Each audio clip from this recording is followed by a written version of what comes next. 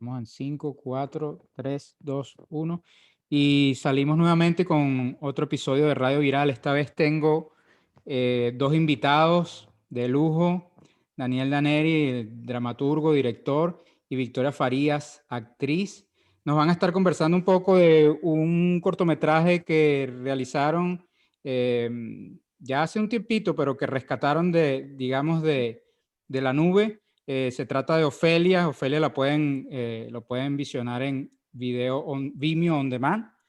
Y bueno, yo quería conversar con ustedes porque la verdad es que yo lo vi y fue una grata sorpresa. Además, sentí que hubo una movilización bastante de la nostalgia, en este caso de ese espacio que se está creando con la gente que está viajando de Venezuela, todos estos espacios que se están creando. Entonces, a Daniel quizás no lo están viendo ahorita porque está con el video restringido. Tenemos a Victoria. Entonces, convérseme un poquito de cómo nace primero Ofelia y cómo lo fueron desarrollando. Yo creo que Daniel no Bueno, está ahí. ok. Bueno, Dani me presenta a Ofelia en un momento en el que una amiga en común estaba viviendo una situación difícil porque toda su familia se había ido del país, absolutamente toda. Es una amiga que tenemos en común. Entonces ella vivió un episodio emocional que eso particularmente le había llamado la atención a Daniel, ¿no? O sea, como el tema de que se fuera toda la familia, ella se quedara sola en su casa, cómo lo afectó. Y a raíz de eso nace Ofelia, ¿no? O sea, inspirándonos también un poquito en el relato de Ofelia de Hamlet, ¿no? De Shakespeare. O sea, que Ofelia cumplió un papel muy importante en la obra de Hamlet. Bueno, a todas, Daniel me dice que quiere que yo haga el personaje, pero nunca hubo un ensayo previo, nunca hubo una discusión previa porque era parte del ejercicio que él quería explorar. O sea, es decir, yo terminé conociendo este guión y este personaje ese mismo día de la grabación. Entonces también hubo allí una experiencia muy al estilo Bresson, lo cual interesante, porque nosotros a veces los actores insistimos en que todos los procesos tienen que ser largos o tienen que ser intensos o tienen que tener todo un estudio previo, y hay veces que no, hay veces se pueden encontrar cosas súper valiosas y súper raras, particulares y singulares con ejercicios que uno esté dispuesto a explorar y a experimentar. Entonces, esto fue un corto y este personaje básicamente lo conocí ese día. Yo sí tenía ciertas imágenes que ya Daniel me había hablado, pero básicamente lo conocí ese día.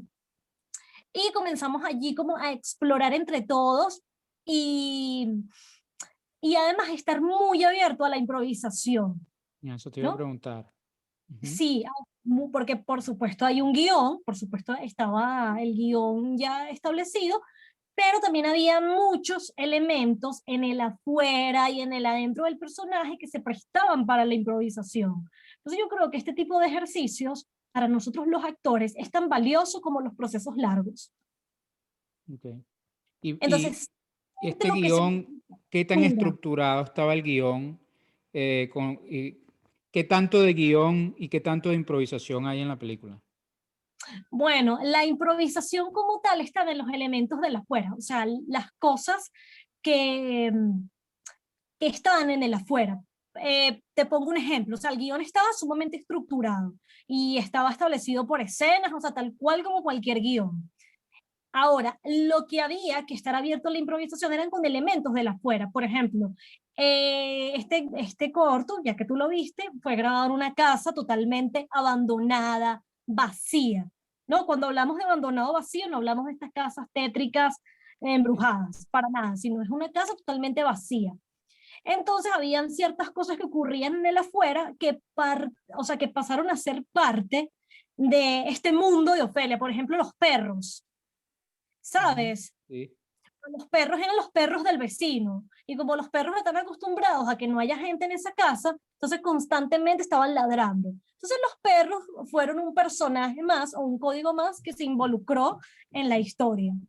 Y La así con casa. muchas, entonces, exacto, entonces, y así con muchas cosas que o sea, de verdad que era como súper mágico, porque cada cosa de la afuera que modificaba el personaje pareciera que estuviese escrito en el guión. O sea, comenzó a crearse como un orden dentro del universo del personaje, Ujú, como los perros. Hay un personaje, cuando ella está viendo la película en su computadora, ujú. o sea, hay esos personajes que es un chico como muy delgado, como rockero, sí, Ujú. ¿sabes, verdad? Sí, sí. ¿Qué pasa? Bueno, eso fue una persona normal y corriente que pasó y era tan particular, era tan raro que también parecía que formara parte del universo de este personaje. Sí, es hasta onírico, ¿no? Hay un elemento ahí onírico en todo esto. Y el ambiente de la casa también viene a reflejar, eh, inclusive a través de la fotografía, las Sí, ventanas, la vegetación, como el estado interno de Ofelia, ¿no? En ese momento. sí, sí, totalmente, porque es un vacío absoluto. O sea, ella está viviendo una situación de vulnerabilidad y de vacío.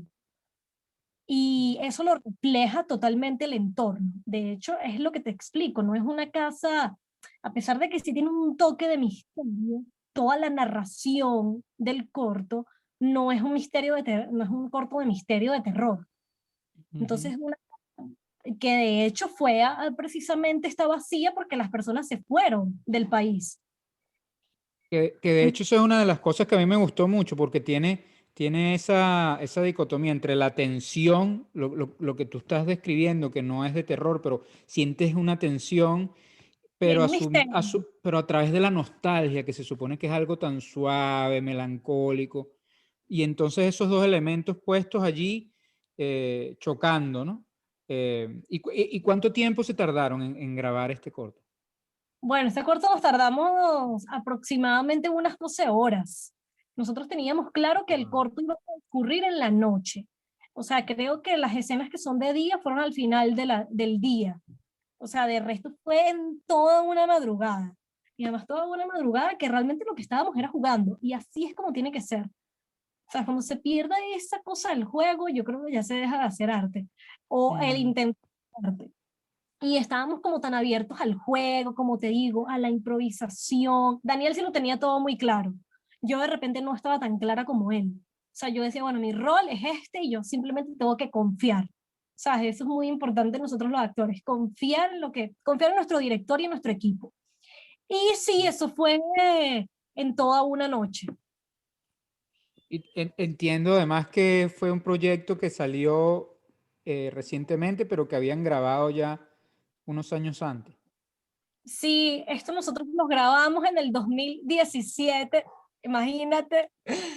Y yo siento que siempre tuvo muchísimo potencial, o sea, fue una cosa así como que demasiado, o sea, para mí es realmente impresionante, o sea, a mí me encanta no porque sea de nosotros, sino porque objetivamente me parece que dice algo, que tiene contenido y que la gente merece ver. Y yo siempre estaba como ansiosa de que saliera antes, pero bueno, nos tocó en estos momentos, pero sí, fue en el 2017. Y es gracioso porque conserva la vigencia, ¿no? Podría pensarse que tocando un tema eh, como es el de esta soledad que está viviendo, que vivía la amiga de ustedes en ese momento, se mantuvo en el tiempo, ¿no? Se mantuvo y está todavía vigente. Incluso, ¿qué pasa? Que mucha gente habrá sentido eso por la situación de que mucha gente se fue, quedaron las casas abandonadas, pero yo iría más allá de la manera como lo sentí, que habemos en el mundo una pila de Ofelias que nos fuimos y la casa, los perros, además la identidad sonora que uno se trae de Caracas. eh, o sea, que uno empieza a vivir lo mismo que Ofelia en Caracas, lo empieza a vivir uno fuera de Caracas. Es algo, eh, sí, como que Sí, una parte de uno queda deshabitada, ¿no? Pienso. sí, eso que tú dices también me hace como pensar la importancia que tiene que tener el arte cuando se hace de manera universal. Y eso es lo que hace realmente una película un buen producto. Porque tú puedes hacer una película en un pueblito oculto en Venezuela, pero si a todas las culturas, a todas las personas y a todos los individuos estén o no pasando por una situación similar. Entonces me parece que eso que dices es muy valioso porque indudablemente es un corto con carácter universal en donde todos somos Ofelia y a veces no necesariamente en el sentido de migración, sino en el sentido de la transformación interna, en el sentido del cambio que nosotros podemos experimentar a lo largo de nuestra vida, porque a lo largo de la vida uno experimenta cambios y uno como que tiene muchos Hamlets que te dice, Hamlets internos que te dicen vete a un convento. Entonces uno quiere huir, irse, o sea, hasta qué punto realmente eso es como tal la migración. En este caso es lo que se establece en este corto, pero de por sí me parece que es un tema totalmente humano y que puede abarcar no solamente la migración, sino mucho más allá. Sí, habla incluso de soledad, de Sí, melancolía, incluso podrías estirarlo un poquito y hablar de depresión, de tristeza, de todo esto, ¿no? sí, Em, Daniel, el director, dice que realmente este es un corto sobre la depresión. O sea, realmente ella está deprimida, bueno, por todo lo que le está ocurriendo, que si bien se lo genera la migración y todo este tema venezolano que vivimos, que todos somos víctimas y todos, de alguna manera o no, eh, somos y afectados nos ha por tocado esto, de alguna forma. nos ha tocado y somos afectados, bien sea, yo no me he ido del país, pero por supuesto tengo muchos amigos y familiares. ¿No? Hay Ujú. gente muy querida. Entonces, de alguna manera ha sido afectada por esto. Y si bien este personaje es afectado por esto, indudablemente sí es un corto sobre la depresión. Claro. ¿Tú crees que también pudiera, pudiera enmarcarse en el contexto de la pandemia hoy en día? Es decir, yo veo que el corto incluso pudiera ser pudiera incluso hablar de alguien que está encerrado frente a unas circunstancias que no controla y que bueno, que eso le causa algún tipo de dolor, ¿no? Vendría a ser un poco el resumen de toda esta locura que hemos vivido con la pandemia. Sí, totalmente, totalmente. Yo creo que se presta, o sea, tiene como esa cosa vigente, como bien lo dices, y yo creo que se presta totalmente, porque al final la depresión se puede manifestar en todos los ámbitos de la vida de cualquier persona. O sea, la depresión es que es la diferencia con la tristeza, porque uno cuando está triste, uno sabe por qué está triste. La depresión es que no sabes qué ocurre dentro de ti, no sabes por qué te sientes así. Y Entonces, ahí apareció indudablemente, Daniel. indudablemente el manejo de las emociones puede verse influenciado por cualquier cosa, desde la pandemia que nosotros estamos viviendo, que cala completamente, hasta cualquier situación, en este caso de migración, pandemia, soledad, desamor. Bueno, yo creo que sí. ¿Ah? Es un corto, además que tiene poco diálogo. ¿Te fue difícil al momento de interpretar?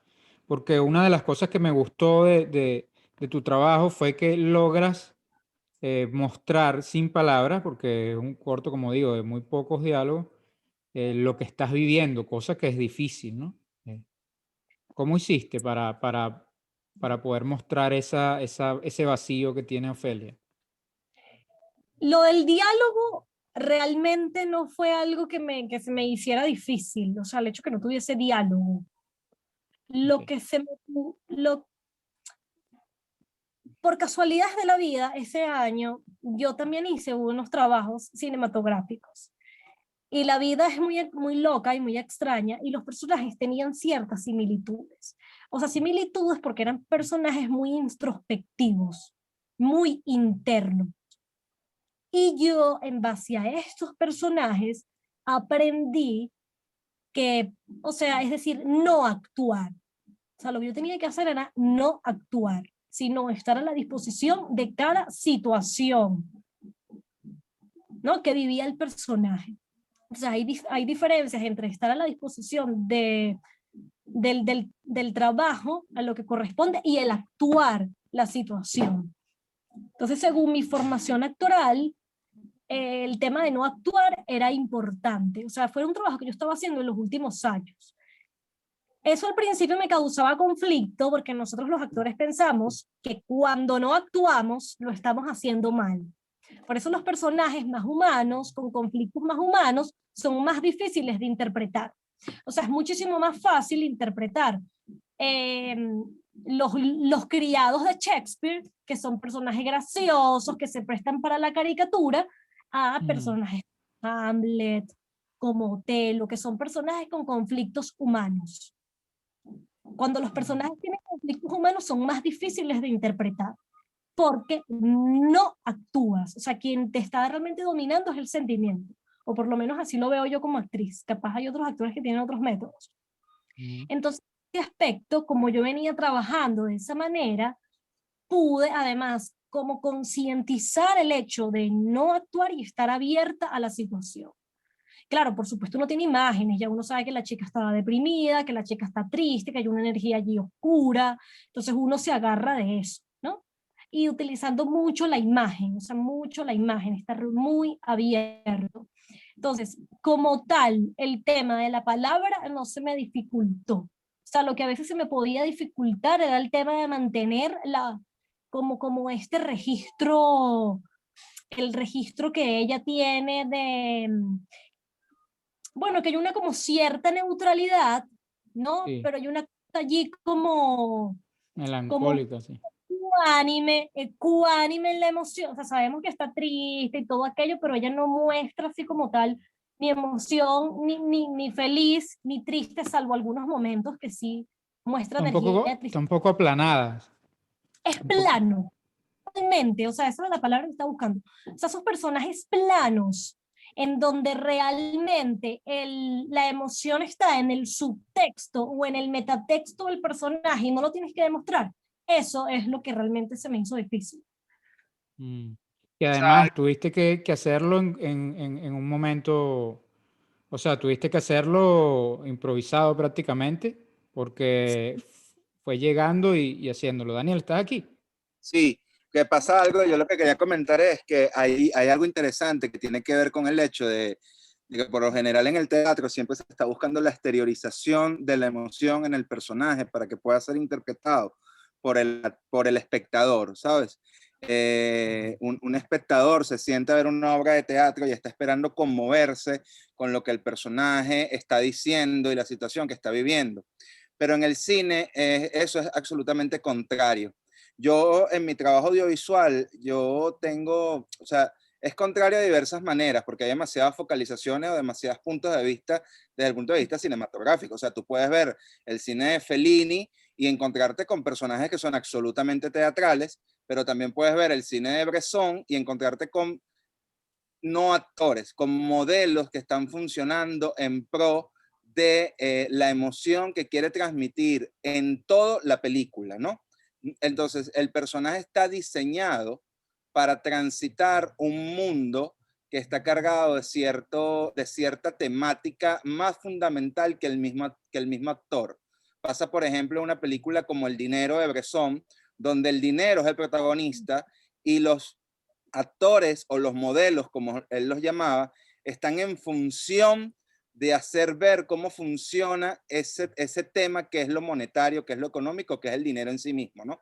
Yo en Ofelia, yo quería un poco indagar sobre ese territorio del modelaje bresoniano, donde, donde el actor no tiene que actuar, sino que está a disposición de algo mayor que él, ¿no?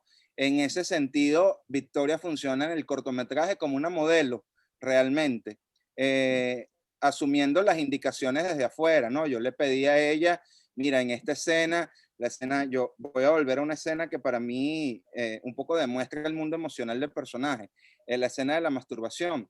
Yo me acuerdo que en la escena de la masturbación, el indicativo era, si nosotros tenemos o estamos vinculados a que la masturbación es un generador de placer, para ella es todo lo contrario, ¿no? La masturbación tiene que venir a demostrar que ella es incapaz incluso hasta de sentir su propio cuerpo, de que está seca, de que está invalidada para cualquier emoción o para cualquier deseo.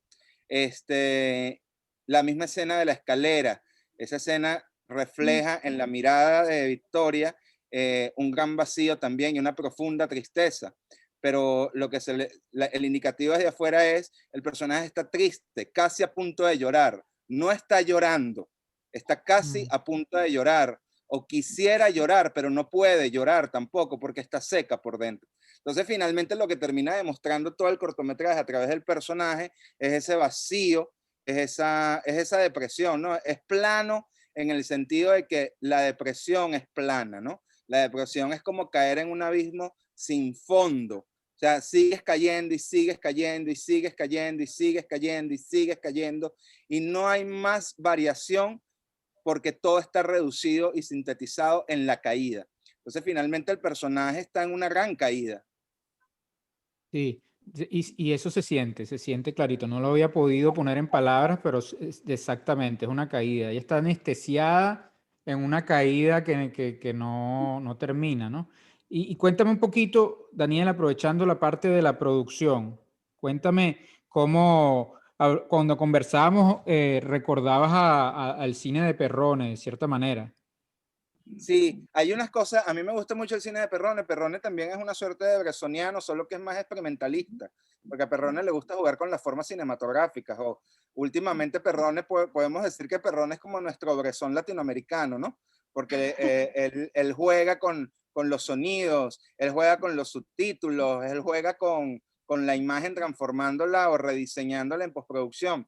Si bien en Ofelia no hay un rediseño de la imagen, porque yo te voy a decir algo, ese cortometraje ni siquiera fue colorizado.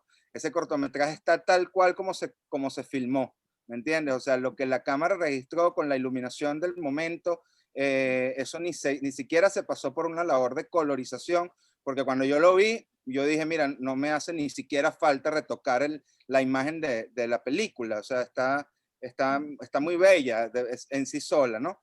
Pero Perrone tiene unas cosas muy interesantes en su decálogo, que tiene que ver casi como un pensamiento de guerrilla, ¿sabes? Él habla acerca, por ejemplo, del equipo de producción. En algún momento de su decálogo, en los 90, inicio de los 2000, él decía, bueno, tener un director de fotografía, tener un sonidista, tener no sé qué. Y en algún momento él mismo se da cuenta de que él puede seguir reduciendo recursos, es decir, para que un director de fotografía, la dirección de fotografía la hago yo también. El sonido, para que, o sea, si el sonidista está a disposición, es del sonido del ambiente, ¿me entiendes? No hay que diseñar más sonido que el mismo sonido que te da el ambiente. Y hay algo muy interesante en su decálogo que es muy hermoso, donde dice que si vas a registrar sonido, que el sonido sea directo, y que si suenan perros y pasan carros, aún mejor. Y en Ofelia eso está puesto en evidencia. Suenan perros y pasan carros, ¿me entiendes? Y finalmente, ¿qué es lo que termina revelando eso? Bueno, el imaginario externo a Ofelia, ¿no? Hay un mundo por fuera del mundo que habita Ofelia, pero que está restringido para ambas partes y que termina funcionando luego, sin haber sido un ejercicio consciente y ya visto la distancia y objetivamente, como un catalizador de emociones para la gente que es venezolana, que tiene mucho tiempo fuera del país, y que cuando ve el cortometraje, me pasó contigo, que tú me lo llegaste a comentar, y me pasó con otra gente, que el cortometraje les remitió una gran nostalgia, ¿no? Y sí, el cortometraje estaba pensado para tener una nostalgia, pero estaba más enfocado en la depresión del personaje porque quiere partir, ¿sabes? Porque se ve en la necesidad y en la obligación de partir, que es una circunstancia tan actualmente venezolana por el tema de la migración, y de esta crisis migratoria que tenemos actualmente. Ella es una mujer de clase media que su familia se ve promovida por la crisis a irse de Venezuela, y ahora ella tiene que verse en la necesidad también de irse de su país, de abandonar a sus amores, de abandonar a sus amigos, de abandonar la casa que la vio crecer, de abandonar tantas cosas. Y ella no quiere irse porque ¿por qué tendría que irse? ¿Me entiendes? Y eso es lo que finalmente a ella le genera esta depresión, donde ella ya no es capaz de ir por sobre eso, sino de quedarse atrapada en ello, ¿no? Entonces, Perrone termina siendo un gran referente a la hora de filmar, así como Bresson es un referente también a la hora de, a lo mejor, manejar a los actores en el espacio. ¿Qué otra cosa de la producción? Bueno, yo estaba buscando una casa vacía, una casa que hubiese sido abandonada, donde se hubiese mudado todo, donde no hubiese quedado resquicio de la gente que habitó en ella, que fuese una casa fantasmal, que conservara la energía de las últimas personas que estuviesen en ella. Y tuvimos ese acto mágico casi de que Vladimir Sánchez, que es la otra persona con la que realizamos este cortometraje, porque este fue un cortometraje hecho por 3 personas, la actriz, Vladimir y yo. Vladimir, que fue la persona que me ayudó en la dirección de arte y a coproducir el corto, su familia se había ido del país y habían dejado la casa abandonada allí donde ellos vivían. Y esa casa fue la que se usó, la casa de los tíos de Vladimir. Sí. Y tal cual, no se movió ni una sola cosa porque todo desapareció. Esa casa quedó abandonada, vendieron los muebles, vendieron todo, y me encontré incluso con el colchón que tenía encima un plástico. Sí. Yo no decidí quitar ese plástico, yo lo usé, ¿me entiendes? O sea, el plástico finalmente termina dando una imagen aún más de frialdad, ¿me entiendes? O sea, nadie se acostaría, se supone que la cama es un lugar plácido, ¿me entiendes? Es un lugar para descansar, de reposo. Y tener un plástico encima es una imagen sumamente mortuoria, claro, es una imagen sumamente fría, es una imagen completamente descolocada de lo real, de lo humano, del calor del humano. Entonces, me hice eco fue de lo que la casa misma me daba, con sus espacios. Yo no moví nada de esa casa, o sea, la casa tal cual estaba como, se filmó tal cual como estaba, ¿me entiendes? Y eso para mí era muy interesante porque también era un ejercicio contrario a las cosas audiovisuales que yo venía haciendo, que estaban cargadas de mucha más teatralidad. Mis ejercicios audiovisuales son mucho más cercanos al teatro, son mucho más cercanos a un teatro filmado, como les llama el mismo Bresson. Y este es todo lo contrario. Este es un ejercicio audiovisual que rompe con el esquema de lo teatral y que se adentra en un mundo mucho más particular, de silencios, de vacíos, de temas, ¿no? De cosa temática no dicha, pero que se siente, que es capaz de sentirse. Mm. Hay una escena que a mí me llamó también mucho la atención, que es la escena de donde ella está bailando, ¿no? Cambia incluso el registro de colores y la sentí, me llamó la atención porque sentí que rompe a propósito con todo lo que viene planteando el corto hasta ese momento y produce como un contexto, no sé si onírico. ¿Me podrían conversar un poquito sobre esa escena en particular? Es onírico, es absolutamente onírico. O sea, incluso creo que a nivel visual la narrativa te lleva a que ella está adentrándose en un mundo de ilusión, ¿no? De lo que de cómo ella quisiera estar sintiéndose en este momento, ¿no? Qué más dionisiaco que un baile, ¿me entiendes?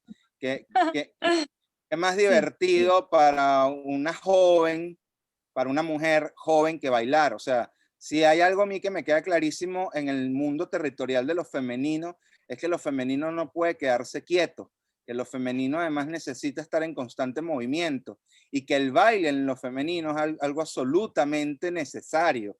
O sea, yo me he encontrado con casos de mujeres que pueden pasar 8 horas bailando sin detenerse, ¿me entiendes? Yo soy incapaz de bailar durante 5 minutos. Y es algo que forma parte de lo femenino. Y esta es una mujer que, por supuesto, está invalidada incluso hasta para el baile. Y el único momento en que ella tiene la posibilidad de moverse, ni siquiera lo hace realmente, sino que lo hace en su propia imaginación. Es lo que ella quisiera estar sintiendo. Ahora, con relación a cómo se grabó la escena, lo que sintió la actriz, pues bueno, que responda Victoria.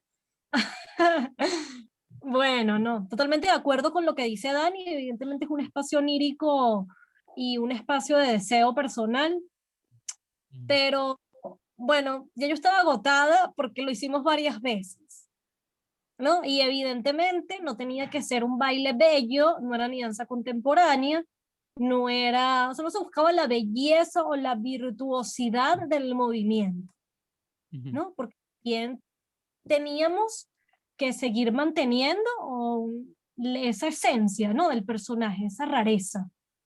Entonces, los movimientos tenían que ser raros, tenían que ser extraños.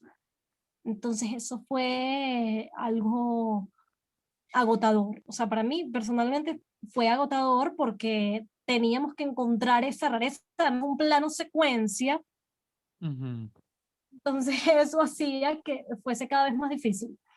O sea, para mí esa escena fue difícil. Y bueno, está el otro personaje, cómo interactuamos con el personaje, ¿no? O sea, el hombre del sombrero. Que no se ve, uno está como...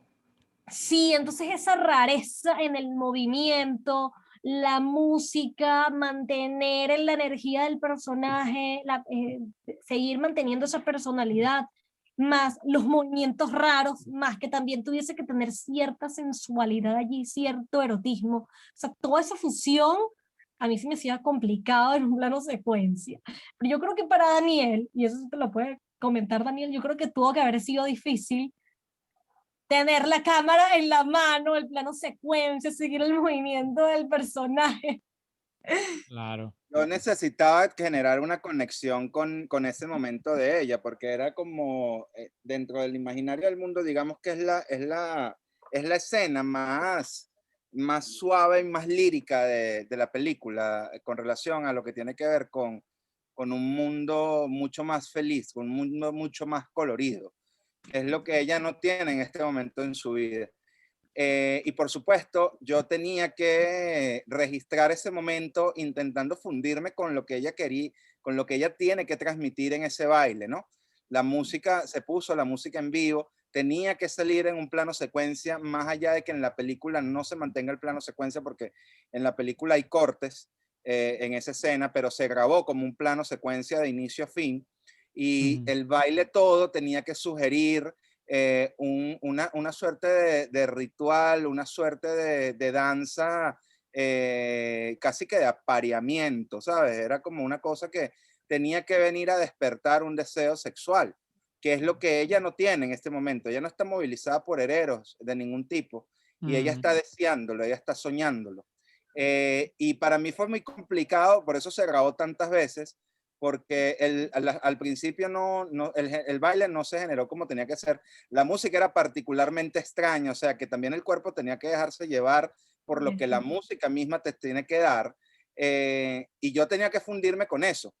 Y en la escena que quedó, pues yo creo que ahí se logró, incluso a nivel de registro fotográfico, hay momentos donde se le ve el cuerpo a ella, donde se le ve la curva del cuerpo a ella, donde se le ve la mirada del cuerpo a ella, donde sí se está revelando, donde finalmente sí termina como uno termina como de ver el baile y de sentir ese deseo por ella también, ¿sabes? Porque tenía que despertar un deseo en ella a través del espectador. O sea, tú ves la escena del baile y uno tenía que, o sea, uno como hombre, incluso hasta como mujer, sentir deseo por ella, ¿sabes?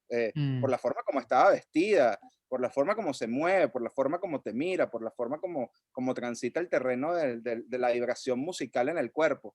Y por supuesto, yo soy un tipo sumamente tieso, entonces, coño, intentar meterme en ese mundo fue complejo. Yo creo que se llevó a grabar hasta 6 veces esa Sí. escena.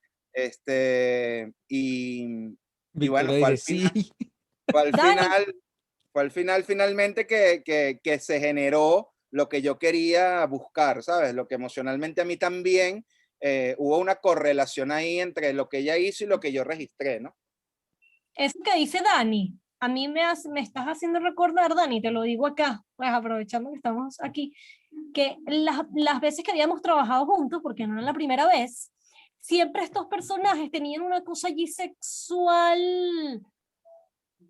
Ay, no sé si la palabra puede ser reprimido, contenido, hay una cosa allí sexual, pero siempre desde lo sugerente, pero siempre hay una búsqueda de lo sexual, que, que, lo, ahora que lo estoy analizando con los otros personajes que habíamos trabajado. Sí, siempre hay como una necesidad de lo erótico, porque lo erótico nos moviliza, ¿sabes? O sea, de alguna forma, oye, uno para hacer algo, digamos, yo soy una persona que niega los trabajos de 8 horas, ¿me entiendes? Cada vez que me enfrento en un trabajo de 8 horas, termino renunciando a ese trabajo porque me impide y de alguna forma siento que me termina reprimiendo mi eros. Son cosas que no me terminan generando pasión o deseo y que estoy haciendo por automatismo. Y para mí la vida no debe ser automática, ¿sabes? Para mí, si uno va en pro de su felicidad o de la felicidad de los otros, uno tiene que hacer pues las cosas que a uno le gustan. Y eso va a hacer que eso va a sopesar mucho más, digamos, los sistemas tan críticos en los que vivimos, ¿no? O sea, tantas represiones sociales derivadas de lo económico, derivadas de la educación intrafamiliar o de la educación institucional, que terminan por reprimirte de muchas maneras, ¿sabes? O sea, tú vas a un colegio, estás en un preescolar y tú tienes una forma de pintar una casa y se supone que un maestro debería ser un guía y el guía termina reprimiéndote esa conducta, ¿me entiendes? Te piensa decir, no, es que una casa tiene que ser 4 paredes, un techo y una puerta. Y la verdad es que no, una casa no tiene nada más que ser eso, ¿no? Una casa puede ser todo lo que tú quieres que sea. Entonces yo siempre, digamos, como creador, siempre estoy en la búsqueda o en la necesidad también de reconocer mi propio eros, de ver cuáles son las cosas que me movilizan y de transferírselas a los personajes de alguna forma. Es cierto y es real lo que dice Victoria, o sea, los personajes que habíamos trabajado antes siempre son personajes que tienen una necesidad de lo erótico, pero no para lo sexual. O sea, no para el acto carnal necesariamente carnal, sino para reconocer ese erotismo seductor que habita en nuestra forma de mirarnos, en nuestra forma de tocarnos, en nuestra forma de movernos y incluso en nuestra forma de comunicarnos. Entonces, sí hay una búsqueda, creo que ya lo que apunta Victoria es externa hacia mí, ¿no? Y bueno, desde la primera persona del singular digo que sí, hay una búsqueda en mí que va derivada de eso, claro. Diría Corina, seguramente cuando vea este programa se va a reír, que hay una tensión libidinal ahí. Pero mira, ya Bueno, pero tenemos... es que con Victoria siempre puede haber una tensión libidinal, porque es una mujer hermosa, es una mujer bellísima además, claro. Claro, no es gratuito que haya sido Victoria Ofelia y no fue otro personaje. Ahora, quiero terminar ya porque ya estamos llegando al final con dos preguntas. La primera para Victoria y la última para ti, Daniel. La primera para Victoria sería si ella ¿qué piensa ella si Ofelia se fue o qué fue qué fue de Ofelia después de esto. Y en el caso de Daniel, si este corto es el germen para un largo, si es el germen para otras cosas y si lo es, ¿para dónde vamos con Ofelia de aquí en adelante? Entonces, Bueno, yo voy por lo clásico. Yo creo que Ofelia partió a otro plano, basándonos en Hamlet. Y yo creo que Corto sí lo muestra claramente. O sea, yo creo que Corto sí tiene un final. ujú. En mi caso, sí, Ofelia termina muriendo, porque si no, ya no sería Ofelia. Para mí, o sea, la imagen más potente que tiene Ofelia en cualquier adaptación o remix, cover, lo que sea, es siempre la muerte, el suicidio de Ofelia. Mm. Yo pensé algo de eso, sí. Yo no veía a Ofelia yéndose de esa situación, sino como dijo Daniel, cayendo en ese abismo infinito.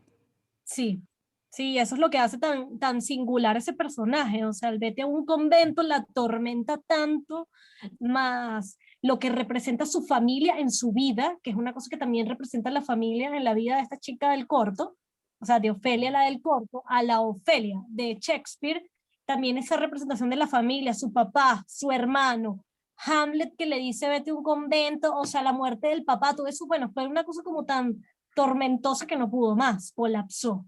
Así que yo sí creo que me voy allí por la Ofelia clásica.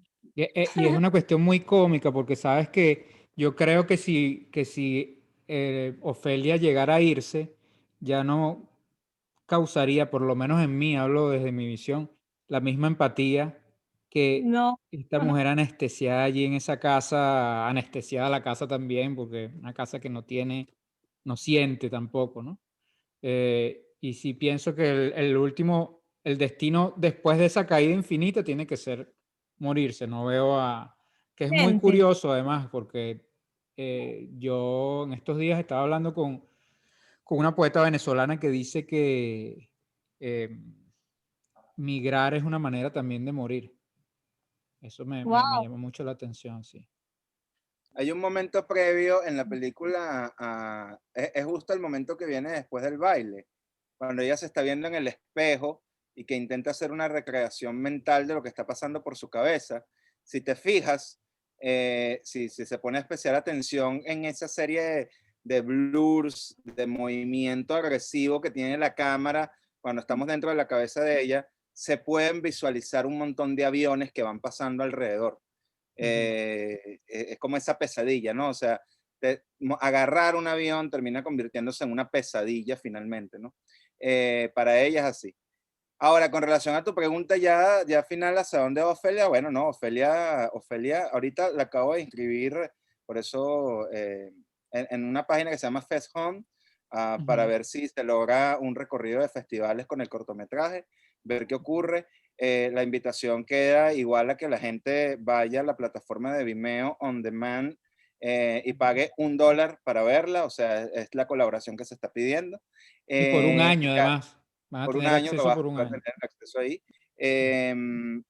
Eso por un lado, ¿no? Y ahora, con relación a qué es lo nuevo que se viene audiovisual de mi parte, yo estaba dándole como muchas vueltas a eso. Yo tenía lo audiovisual justo desde que había grabado Ofelia y se quedó engavetada. Lo audiovisual o lo cinematográfico había un poco muerto en mí y me he enfocado y focalizado mucho más en lo teatral. Volví a rescatar Ofelia y me volvió a picar otra vez como las ganas de hacer algo nuevo. No sé qué voy a hacer, no sé si voy a seguir con el mismo planteamiento de historias mínimas. Sé que quiero hacer algo de terror, a mí me gusta el terror, me gustan las historias de suspenso, me gustan las historias de miedo. Entonces, pues bueno, voy a ver si a lo mejor las cosas van por ahí. Olvidarme de este cine más íntimo y más intenso e irme hacia algo más entretenido que pueda causarle temor a otra persona, ¿no? Que ya no sean los horrores de la vida, sino que sean los terrores de la fantasía. Me encanta. Está bien. Bueno, yo espero que sea pronto estarlo viendo por ahí y también ver algo de Victoria. No sé, Victoria, si tú tienes algo ahorita pendiente, algo planeado, pero siempre Sí, estamos abiertos. próximamente vamos a lanzar una serie web por la Caja de Fósforo. Se acaba de lanzar una que se llama Bicho Raro y en la siguiente en la siguiente que viene allí actúo yo, se llama Lockdown, para que también la vean. Ok, toda esa información la ponemos ahí al pie de este video. Bueno, darles las gracias, decirles que de nuevo que me gustó mucho el trabajo que hicieron. Y bueno, yo pienso poner aquí todos los detalles al pie de este video para que la gente tenga oportunidad de ver este cortometraje que a pesar de que está hablando de una situación específica, como dijo Victoria al principio, es algo universal, ¿no? Toda esta tensión, la melancolía, la depresión, todo lo que hemos hablado en este programa. Entonces, bueno, muchísimas gracias, muchachos. Un abrazo. Vale, gracias a ti por la invitación, como siempre agradecidísimo contigo. Ay, un beso. Chao. Déjame parar aquí.